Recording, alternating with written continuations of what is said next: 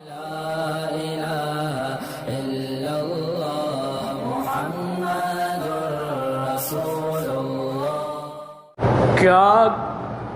پہلی نظر کعبے پر ہاں جی بالکل کہ جب انسان کی پہلی نظر جب اپنے ملک سے آتے ہیں کعبۃ اللہ میں پڑتی ہے تو دعا قبول ہوتی ہے.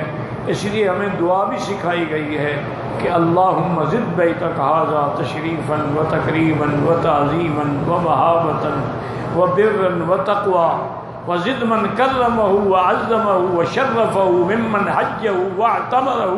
تو یہ دعا بھی موجود ہے حدیث میں.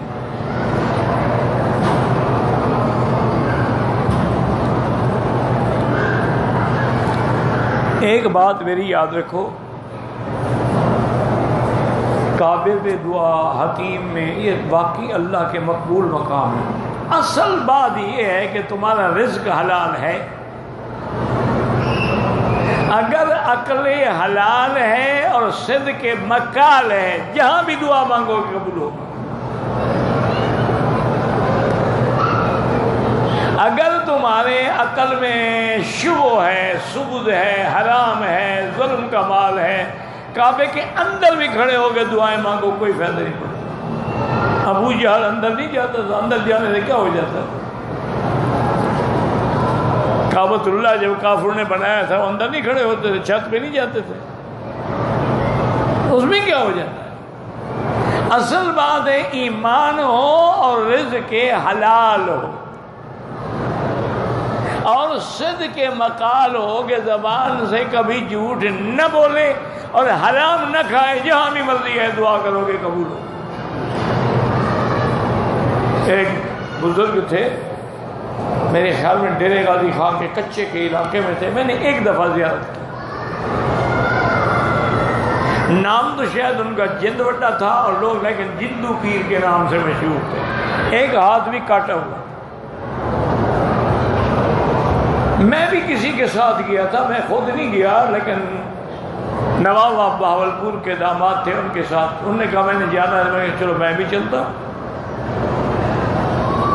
بہرحال ہم گئے ہوئے ایک لمبا چوڑا قصہ ہے.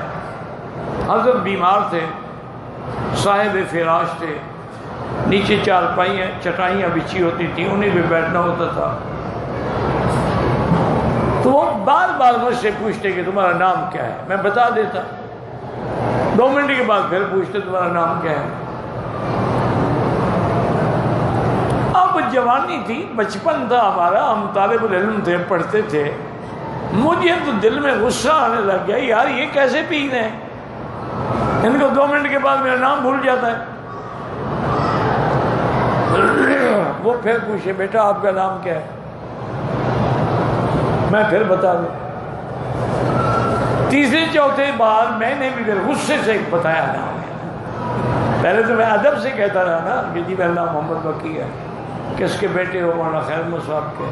پھر میں نے غصے سے کہا تو مجھے فرمایا بیٹا غصہ نہ کرو، میں تم سے تمہارا نام اس لیے بار بار پوچھ رہا ہوں کہ اس بہانے سے تمہارے والد کا ذکر ہو رہا ہے اور ذکر حبیب کم نہیں وصل حبیب سے. وہ میرے محبوب تھے، ان کے ذکر بھی مجھے محبوب ہے. وہ میرے شیخ تھے. میں اپنے شیخ کا نام سننا چاہتا ہوں، تم تنگ ہو رہے ہو. بہرحال تو وہاں ہم نے یہ دیکھا کہ جو آدمی آیا، حضرت میری والدہ کو ٹی بی ہو گئی، اچھا گاجر کھلاؤ. کوئی آ جاتا میری اماں کو جناب فلانی بیماری ہو، چلو اس کو تم شلغم کھلاؤ. ایسے بتا دیتے. اللہ کی شان جو بتایا وہ ٹھیک ہو گیا. اب شلغم کا یا چیزوں کا کیا تعلق ہے؟ اللہ والے کی زبان میں ایک برکت. مجھے یاد ہے کہ جب بھی دعا کے لیے ایک ہاتھ تھا نا، دعا کے لیے ہاتھ اٹھاتے تھے تو آنسوؤں کی جھڑی لگی جاتی تھی اور داڑھی مبارک بھیگ جاتی تھی. مجھے یاد ہے انہوں نے مجھے پتہ نہیں 5 روپے یا 10 روپے بھی دیے تھے کہ بیٹے یہ تمہارے لیے میری طرف سے ہدیہ ہے اور جہاں کہیں موقع ملے کھانا کھا، لیکن میرے فقیر کے لنگر سے بھی کھانا کھا کے جائیں، ایسے نہ جائیں. نے کہا حضرت ہم نے تو بڑا پتہ نہیں سکھر جانا تھا، انہوں نے کہا بڑا دور جانا ہے. تو بہرحال میرے کہنے کا مقصد یہ تھا کہ جب وہ اللہ والے تھے تو جب دعا مانگی قبول ہو گئی. اس کے لیے سب سے پہلی چیز ہے رزق حلال. پہلے ہمارے بزرگوں نے جو تعویذ کے لیے تنگ کرتا لکھ دیتے تھے، یا اللہ میں جانتا نہیں، تیرا بندہ مانتا نہیں، آگے تیری مرضی، لپیٹ کے دے دیا، کام ہو جاتا تھا. حضرت مرزا فضل جان جانا لوگوں کو تعویذ دیتے لکھتے ہیں ہر چکونت او کنت، بندہ ہے عاجز چکونت، جو کرتے ہو آپ کرتے، ہم کیا کریں. لیکن جس کو لکھ دیا کام ہو گیا. تو اصل برکت تھی اس بات کہنے میں، اس قلم کے لکھنے میں، اس کاغذ کے نیت سے دینے میں، اسی میں برکت تھی. تم سارا قرآن پڑھ کے دم کرو بری ٹھیک نہیں ہوتا. کیوں؟ قرآن بدل گیا ہے کیا؟ قرآن تو وہی ہے. زبانیں گندی ہیں. اگر برتن گندا ہو دودھ رکھو گے پھٹ جائے. اب دودھ کا تو قصور نہیں ہے نا،